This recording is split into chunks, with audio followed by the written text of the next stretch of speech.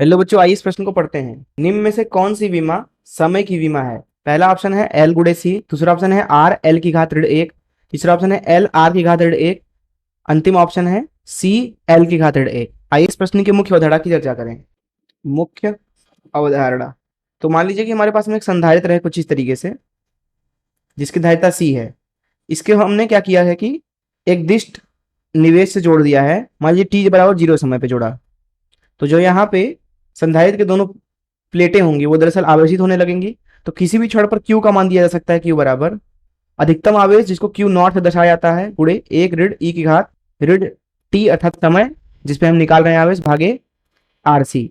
वहीं अगर हम बात करें एक प्रेरक की, मान लीजिए एक प्रेरक है जिसका जिसका प्रेरकत्व एल मान लीजिए। हमने क्या किया कि इसको एक दिष्ट निवेश के साथ मान लीजिए टी बराबर 0 समय पे जोड़ दिया। तो यहाँ पे जो अंदर यहाँ धारा प्रवाहित होती है आई, उसका मान लिखा जाता है आई बराबर अधिकतम धारा जिसको आई नॉट से दर्शाया जाता है गुणे एक ऋण ई की घात टी भागे एल भागे आर। एल भागे आर पूरा टी की बटे में है। दरअसल जो यहाँ पे आरसी है उसे बोला जाता है समय नियतांक, जिसे टाउ से दर्शाया जाता है। अब यहाँ पे संधारित्र के लिए लिख रहे हैं इसलिए इसको टाउ सी बोल देते हैं, तो इसका मान है यहाँ पे आरसी के बराबर। वहीं यहाँ पे अगर देखें तो दिए गए प्रेरक के लिए जो टाइम, तो दिए गए प्रेरक के लिए जो समय नियतांक है जिसको टाउ एल बोल देते हैं, इसका मान यहाँ पे है एल भागे आर के बराबर।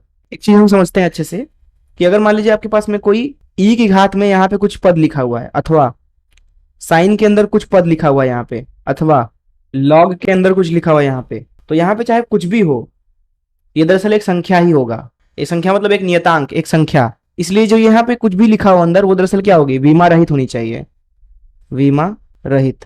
तो इस मुख्य अवधारणा का इस्तेमाल करके इस प्रश्न को हल करें। हल। तो जैसा कि हमने बात किया कि अगर हमारे पास में एक संधारित्र है, अगर उसको दिष्ट निवेश से जोड़ दिया जाए, मतलब टी बराबर 0 समय पे, तो यहाँ किसी भी क्षण क्यू का मान दिया जा सकता है, क्यू बराबर अधिकतम आवेश क्यू नॉट गुणे 1 ऋण ई की घात ऋण टी भागे टाउ सी। टाउ सी दरअसल आरसी के बराबर है। अब यहाँ पे ध्यान से देखें तो ई की घात में ये जो पूरा पद है वो दरअसल बीमा रहित होना चाहिए, जिसका मतलब है कि यहाँ पे टी की जो बीमा होगी वही बीमा होगी टाउ सी की। टी की बीमा मतलब समय की बीमा, तो टी लिख दिया इसको। टाउ सी जैसा कि हमने बात किया आरसी के बराबर है। प्रेरक के बारे में बात करते हैं। तो मान लीजिए हमारे पास में प्रेरक है कुछ इस तरीके से, जिसको हमने टी बराबर, इसको हमने क्या किया है कि टी बराबर 0 समय पे किसी दिष्ट निवेश से जोड़ दिया। तो इसमें जो धारा प्रवाहित होती है आई, उसका किसी भी क्षण टी पर मान दिया जाता है आई बराबर अधिकतम धारा गुणे एक ऋण ई की घात ऋण टी भागे टाउ एल। अब यहाँ पे भी पुनः ई की घात में जो भी कुछ लिखा हुआ वो दरअसल बीमा रहित होनी चाहिए। आप कभी भी ई की घात 5 किलोग्राम नहीं लिखते हैं, आप कभी भी ई की घात 2 मीटर प्रति सेकंड नहीं लिखते हैं। वो दरअसल कुछ भी आप लिखें ई की घात में वो बीमा रहित होनी चाहिए। तो यहाँ पे जो टी की बीमा है वही दरअसल हो जाएगी टाउ एल की बीमा। टी की बीमा मतलब समय की बीमा, टी से दर्शाया जाता है बड़े टी से। टाउ एल मतलब एल आर की घात ऋण एक। तो ये हमारा पहला समीकरण है और इसको समीकरण 2 बोल देते हैं। तो इन समीकरण 1 और 2 से, तो आइए देखिए कौन सा ऑप्शन सही है।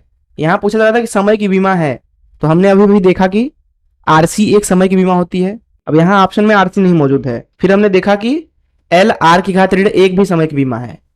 अब यहाँ पे आप देखें तो सी ऑप्शन सही है। मैं आशा करता हूँ कि आपको इस प्रश्न का हल जरूर समझ आया होगा। धन्यवाद।